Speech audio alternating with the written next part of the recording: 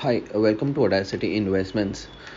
पिछले 2-4 सालों से बैंक्स के NPA that is non performing asset बहुत बढ़ गया है, स्पेशली पब्लिक सेक्टर बैंक्स में एंड येस बैंक में ऑल। तो आज हम एनपीए को समझेंगे। बैंक्स के एनालिसिस करते टाइम एनपीए क्यों इम्पोर्टेंट होता है उसके बारे में बात करेंगे। बैंक्स ने दिया हुआ लोन बैंक्स के लिए एसेट होता है क्योंकि वो लोन बैंक्स को इंटरेस्ट कमा के देता है। वही जिसने बैंक से लोन लिया हुआ है उसके लिए वो लोन लायबिलिटी होता है क्योंकि आगे जाके उसको वो लोन वापस करना पड़ता है।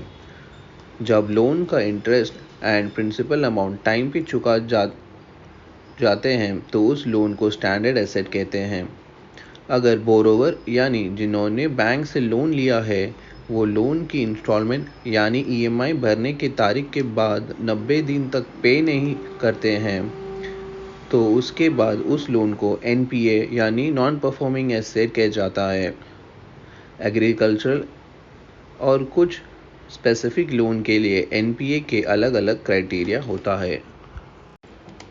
लोन पे मिल रहा इंटरेस्ट बैंक्स के लिए इनकम होता है।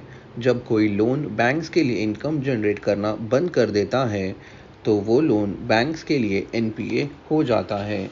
कई बार बोरोवर्स के जांच के बिना उनको लोन दिया जाता है तो कभी पॉलिटिकल पार्टीज के इन्फ्लुएंस से या जान पहचान से लोन दिया जाता है जिससे बोरोवर का पूरा वेरिफिकेशन किया नहीं जाता है या उनसे सफिशिएंट डॉक्यूमेंट या कोलैटरल गिरवी नहीं रखा जाता है, जिसके वजह से एनपीए बढ़ने का खतरा होता है। बैंक्स को एनपीए 3 कैटेगरीज में क्लासिफाई करना पड़ता है।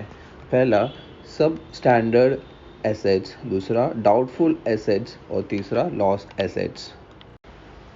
जो लोन 12 महीने या उससे कम टाइम पीरियड के लिए एनपीए होता है उसे सब स्टैंडर्ड लोन कहा जाता है। अगर वो लोन 12 महीने से ज़्यादा एनपीए होता है तो उसे डाउटफुल एसेट्स की कैटेगरी में रखा जाता है। डाउटफुल एसेट्स मतलब वो लोन जिसके रिकवरी के चांसेस बहुत कम होते हैं। बैंक्स ओवरड्राफ्ट फैसिलिटी प्रोवाइड करता है और ओवरड्राफ्ट में भी एनपीए होता है। ओवरड्राफ्ट फैसिलिटी की जनरली करंट अकाउंट होल्डर्स यानी बिजनेस अकाउंट होल्डर्स को मिलता है। अगर किसी ने ओवरड्राफ्ट फैसिलिटी लिया है और जब ओवरड्राफ्ट वापस देने के डेट पे नहीं कर पाता तब ये ओवरड्राफ्ट एनपीए बन जाता है बैंक्स के लिए।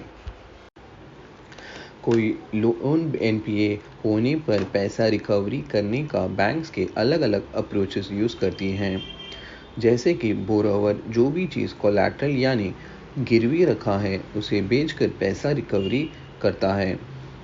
अगर किसी ने अपने कंपनी के शेयर्स गिरवी रखकर लोन लिया है तो लोन न चुकाने पर बैंक्स उन शेयरों को बेचकर पैसे रिकवरी करता है।